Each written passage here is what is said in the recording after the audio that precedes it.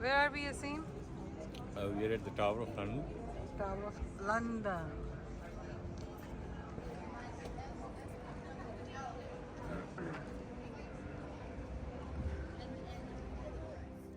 A new entrance to the Tower of London with a drawbridge was added called the Byward Tower. Byward Tower 1280. The Byward Tower was the great gatehouse of the Outer Ward and is in part the work of Henry III and in part that of Richard II.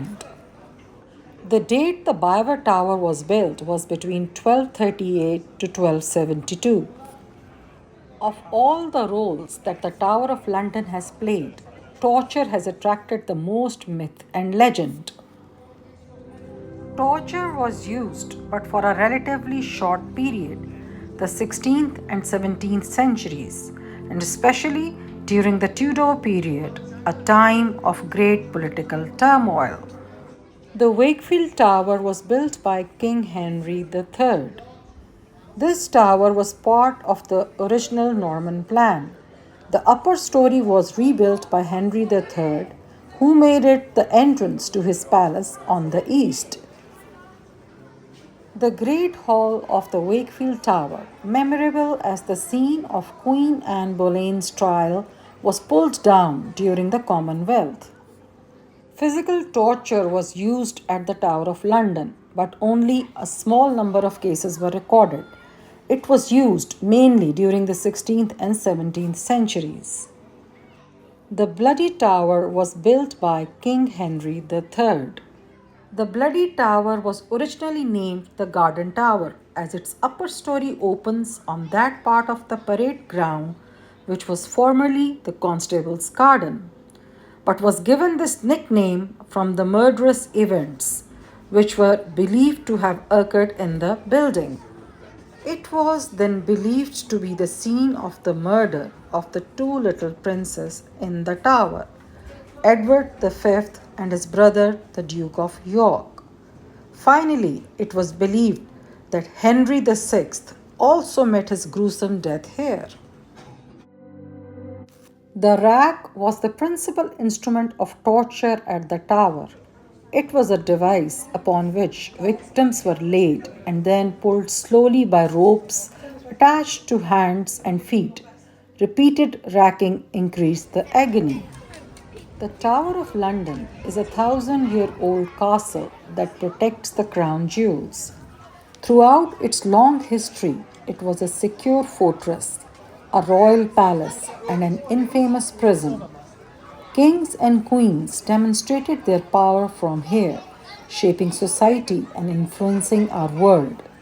Today, within the walls of this mighty fortress, you can see the spectacular displays of the Jewel House, the Tower's Mint, and the royal armories, including the armors of Henry VIII. Meet the yeoman warders who have guarded this castle for centuries, and the tower's symbolic guardians, the ravens. The White Tower is the most famous castle keep in the world. It was built to awe, subdue, and terrify Londoners and to deter foreign invaders. William the Conqueror built the White Tower in 1066 as a demonstration of Norman power, siting it strategically on the River Thames to act as both fortress and gateway to the capital. It is the most complete example of an 11th century fortress palace remaining in Europe, a rare survival of a continuously developing ensemble of royal buildings from the 11th to 16th century. The White Tower showcases the historic and world class Royal Armouries collections, including the 350-year-old exhibition Line of Kings, as well as other treasures. There are many unique and extraordinary arms and armors on display, including the magnificent royal armors of Henry VIII, Charles I, and James II. The fabulous silvered and engraved armor of Henry VIII was made for the young, slender king in 1510. This is the earliest of the six surviving armors of Henry VIII, made for him when he cut a fine figure on horseback. There are many other rare and superbly crafted pieces made for noblemen as well as common soldiers. These are the main stairs inside the White Tower, rising from the basement to the roof. Originally, they were the only means of reaching the important rooms on this floor. The Chapel of St. John is the most complete surviving example of early Anglo Norman royal ecclesiastical architecture. The chapel was built as a place of worship for William the Conqueror, but it was not completed until after its death. It was always intended to be spectacular, giving the worshipper the sense of being at the center of a much larger church. Its imposing columns, carved capitals, high gallery, and aisle for processions were built to impress. It is set within a semicircular projection known as an apse on the eastern face of William's Keep. It made clear that the Normans were God fearing Christians as well as mighty warriors. St. John's Chapel was the monarch's private place of worship at the Tower. The inclusion of a chapel also tells us that the Tower of London was built for domestic purposes as well as defensive ones. From at least 1312, St. John's Chapel was used to store for important state records, and it was still being used in this way until the 19th century. Today, the chapel is an active place of worship and is used for services and celebrations by the Tower community.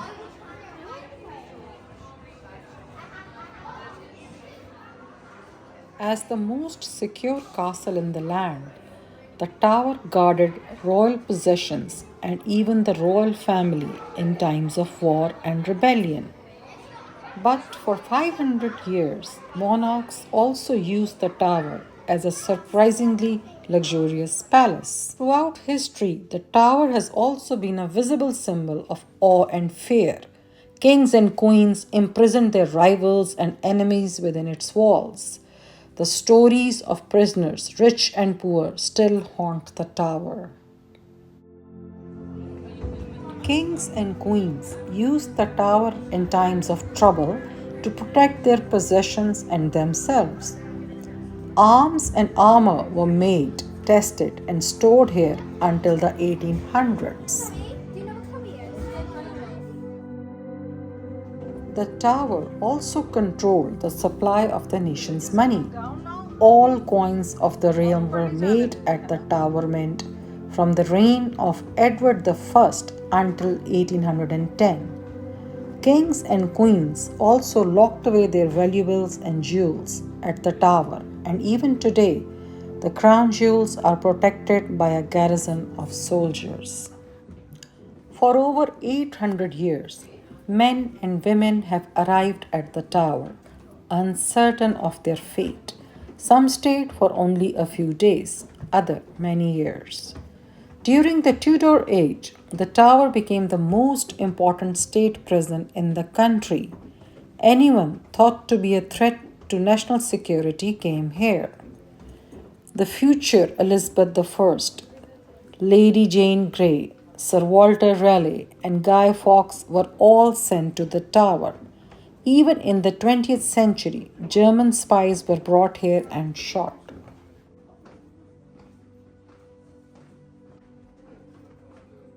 The origins of the armories can be traced back to the working armory of the medieval kings of England. Although the Tower of London did not become the main royal and national arsenal until the 14th century, the armory had occupied buildings within the tower for making and storing arms, armor, and military equipment for as long as the tower itself has been in existence. The armory concentrated on armor and edged weapons. The ordnance concentrated on cannon, handguns, and the more traditional bow and arrow. The White Tower is 90 feet high. The thickness of the walls ranged from 15 feet at the base to almost 11 feet in the upper stories. Above the battlements, four turrets were built.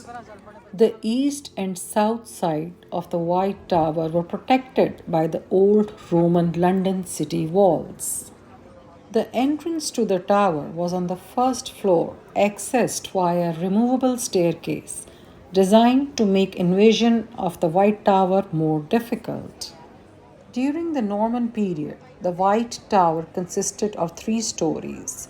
Each story was divided by walls into separate rooms. The ground floor acted as a storeroom. The basement was believed to have housed the dungeon known as Little Ease. The chapel of St. John, banqueting chamber, and state apartments were all on the second floor. The crown jewels have been stored and displayed at the Tower of London since 1661, continuing a long tradition of storing precious objects here. Your experience of the Jewel House will begin with the celebration of timelessness of monarchy, displaying the state crown frames worn by past monarchs George I, George IV, and Queen Victoria. Explored the history of the Kohinoor diamond, which is set within the crown of Queen Elizabeth, the Queen Mother, including the stone story as a symbol of conquest with many previous owners, including Mughal emperors, Shahs of Iran, Amirs of Afghanistan, and Sikh Maharajas. For 600 years, wild and exotic animals were kept at the Tower of London. From the 14th century, the Broad Arrow Tower was connected to the government department responsible for royal supplies, the wardrobe. Today, the Broad Arrow Tower has been represented as a guard tower, its original use. The huge stone battlements forming the tower's walls have protected kings and queens since Henry III's fortifications in the mid 13th century. Take the wall walk to explore the medieval palace and the secrets of these huge towers. Along the way, you'll discover many different roles the Tower of London has played, from medieval times right through to the 20th century.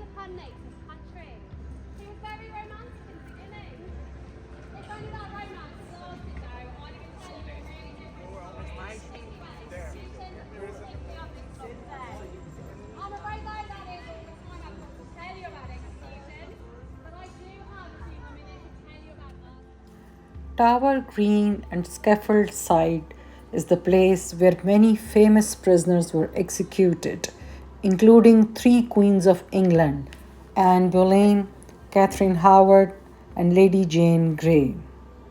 What is this? Queen Anne Boleyn. Has it? हटे जरा मैं देखूं. Jane Boleyn. Lady Jane Grey. Most of them seem to be women.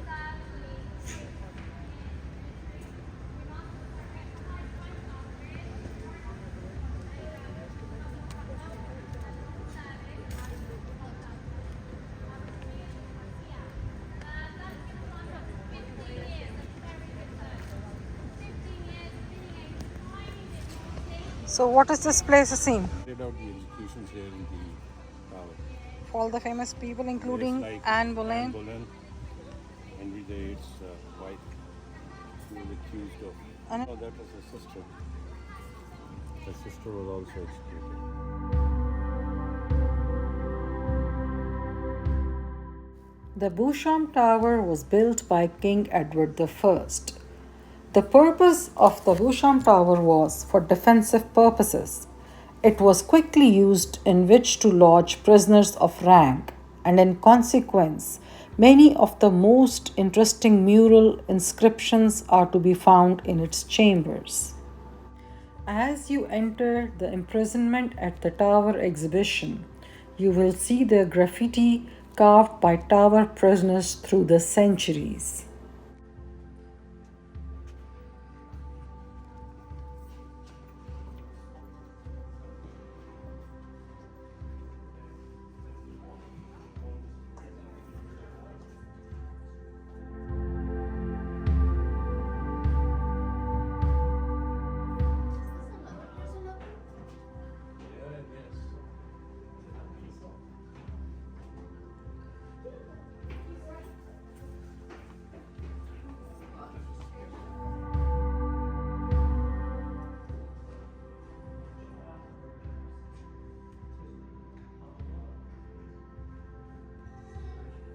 What is this, Asim?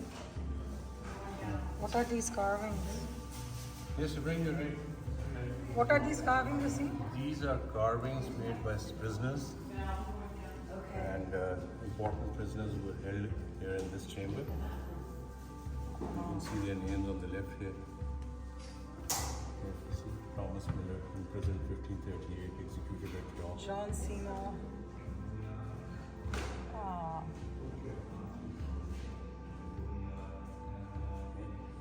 These are all prisoners.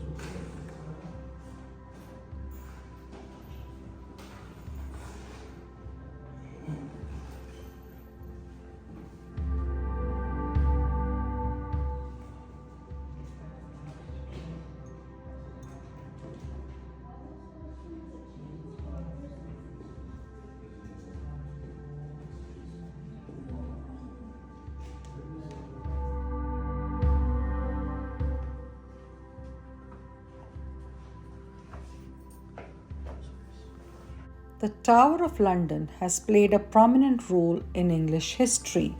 It was besieged several times, and controlling it has been important to controlling the country. The tower has served as an armory, a treasury, a menagerie, the home of the Royal Mint, a public record office, and the home of the crown jewels of England.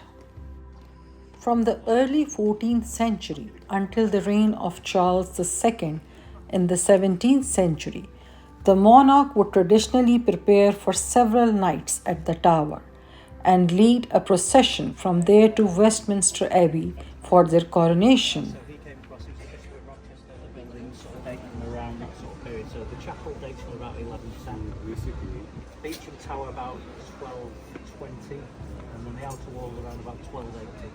So with various, these are later buildings. The house in the front is Tudor. That's the Constable's house, so that dates from the 16th century. There was an earlier building before that was pulled down and then rebuilt. That was rebuilt on top of it. So that's the best surviving Tudor house, probably in London, in its original form. It's still used as a residence.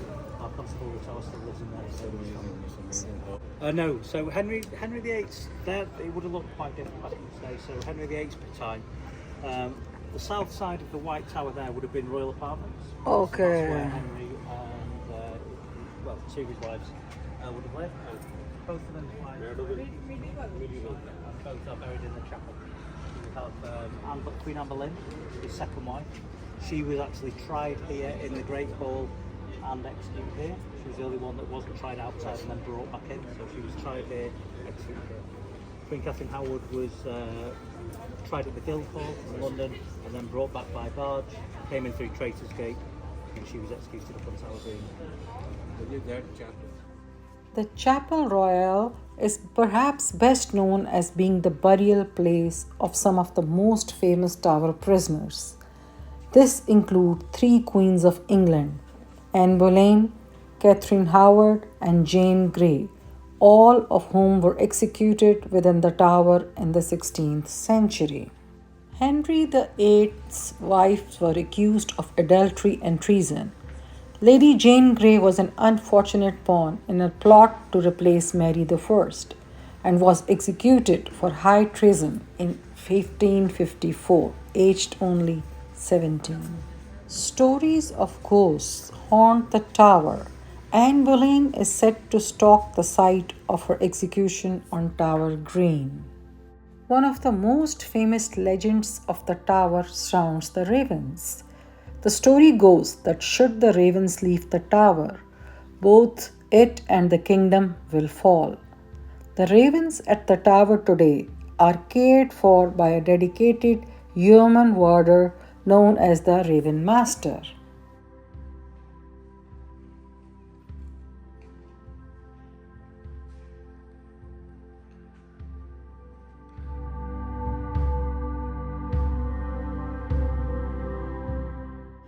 Bloody Tower is the most infamous prison at the Tower of London. You can learn about the reality of high status imprisonment at the Tower in Sir Walter Raleigh's study on the ground floor of the Bloody Tower. It was here that Raleigh spent 13 years as a prisoner during the reign of Queen Elizabeth I.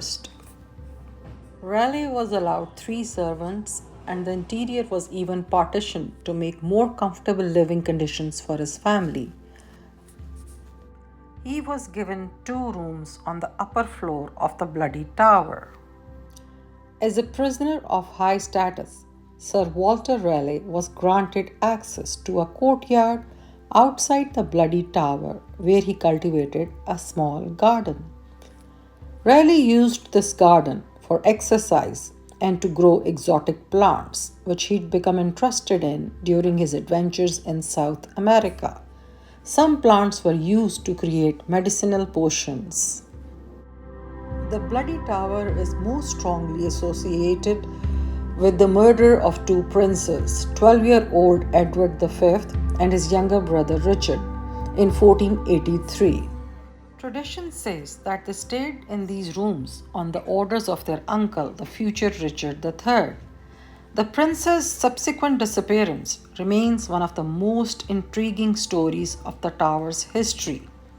As the rumors grew, the tower was renamed the Bloody Tower from the Garden Tower. The Bloody Tower was not only used for keeping prisoners locked in, it was also built to keep people out.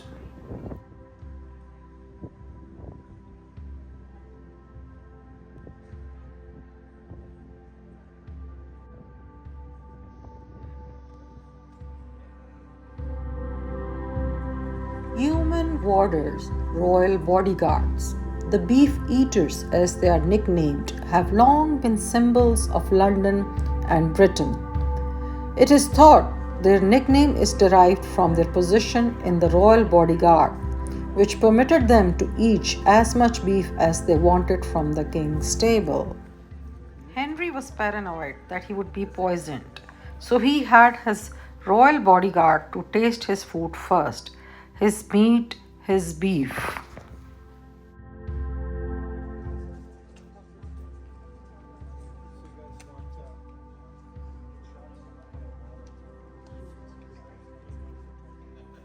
St. Thomas's Tower, the Wakefield Tower, and the Lanthorn Tower are known collectively as the Medieval Palace. Enter the world of Henry III and his son Edward I, 2 medieval kings who did much to give the tower the appearance it has today. When Henry and Edward expanded the tower's defenses in the 13th century, they also added a new luxurious palace. For hundreds of years to come, kings and queens would stay in these rooms. Edward didn't stay at the tower very often, but on his rare visits, he used this room to meet important visitors and conduct business in front of the huge fireplace. Records describe the royal accommodation inside St. Thomas's Tower as a hall with a chamber. The first large room, the hall, has been left unrestored. This is where the king could dine and entertain. The wharf that now separates this tower from the Thames had not been built then, So Edward's building looked out directly onto the river. His royal barge could be moved beneath the great archway below the royal apartment, which in later centuries became known as Traitor's Gate.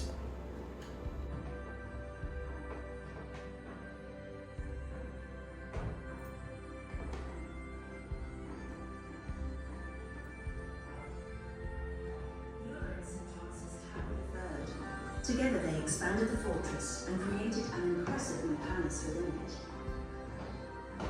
As you explore the medieval palace, you will see how it might have looked in the 1200s. You might even bump into one of its royal residents. First, let us introduce you to their stories. Edward and his father Henry were descendants of William the Conqueror, the Norman Duke who invaded England in 1066. Edward and Henry were two powerful men, but two very different rulers. Henry was just 9 years old when he became king. He inherited a kingdom in crisis. The country was at war. Many lords, or barons as they were known, were in rebellion over high taxes and royal demands. Rebellion continued into Henry's reign and he struggled to keep control. He took refuge in war. Despite this, Henry managed to hold on to power and reigned for 56 years, longer than any other medieval king of England. He loved art and architecture and was very religious. He rebuilt Westminster Abbey into the magnificent church that stands today. Henry married Eleanor of Provence and they enjoyed a long and happy life together. When Henry died, their firstborn son, Edward, inherited the throne.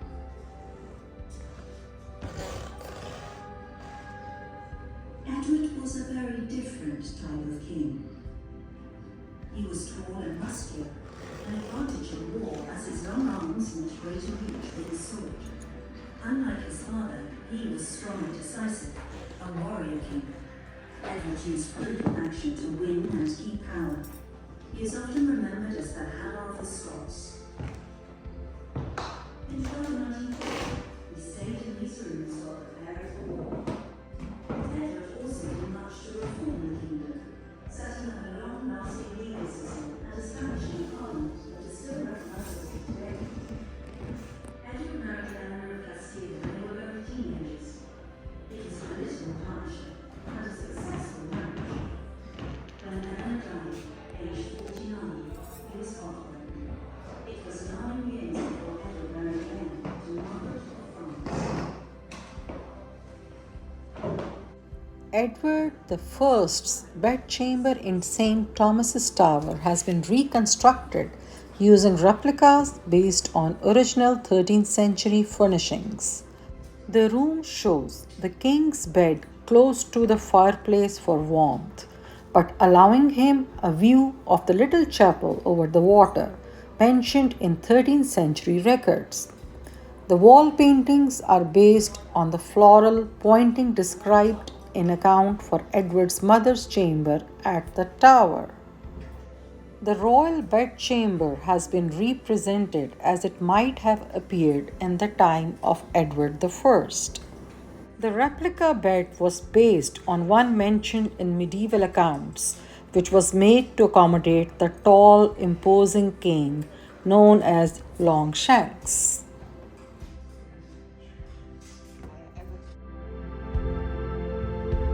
The Wakefield Tower, which is part of a medieval palace, was built by Henry III as royal lodgings between 1220 and 1240 and originally sat at the river's edge. Henry was able to arrive by boat and enter his rooms from his private stairs leading from a postern gate. The principal room was probably a private audience chamber. It now contains a replica throne and canopy based on 13th century examples. The pattern on the canopy and cushion features the Plantagenet line, the symbol of the royal family. The painting on the chimney breast depicts the royal arms. Fireplace and chapel are restored. The painted wooden screen is a copy of one very like that described in detailed order by Henry III, which mentions a good and suitable screen of wooden boards between the chamber and chapel. The chapel is associated with Henry VI, who died in 1471 while a prisoner in the Tower during the Wars of the Roses. One side said he died of melancholy after hearing his son had been killed in battle. His supporters said he was stabbed to death while praying here.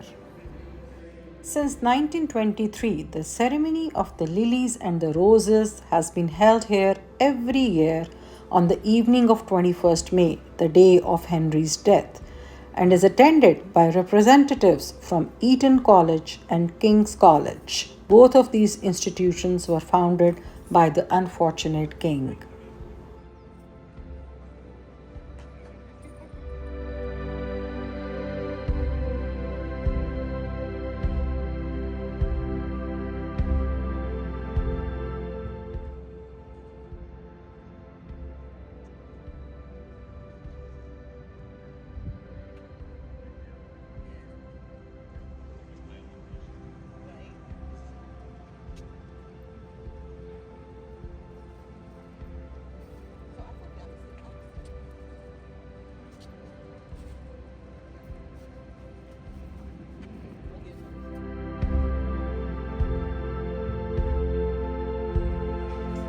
While visiting the tower, I felt like as if I was one of the characters of the history, going through the history in front of my eyes, visualizing every incident that happened.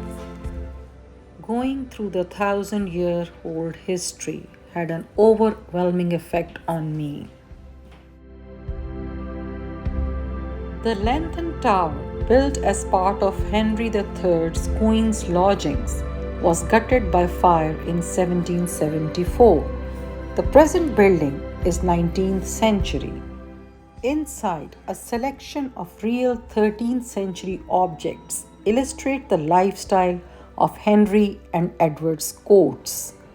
Edward the First's son, Edward II, 1307 to 27, stayed in this east side of the castle when in residence at the tower. The Lantern Tower was eventually adapted into the king's chambers. Scratched into the walls of the Salt Tower, you will find graffiti left by prisoners almost 500 years ago. This tower originally overlooked the Thames, and in times of trouble, archers on the ground floor were able to protect it by shooting through the 5 arrow loops. During peaceful times, the room was a storehouse. Very scary staircase. Scary. No entry. Out of the prison.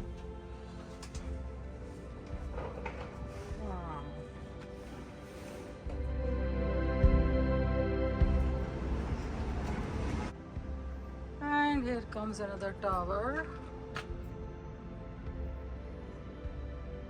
Broad Arrow Tower. From the 14th century, the Broad Arrow Tower was connected to the government department responsible for royal supplies.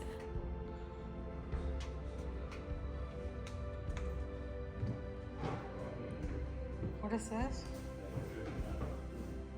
ये लगता है बहुत पुराना वाला है. This part, है ना? This is from Turkey.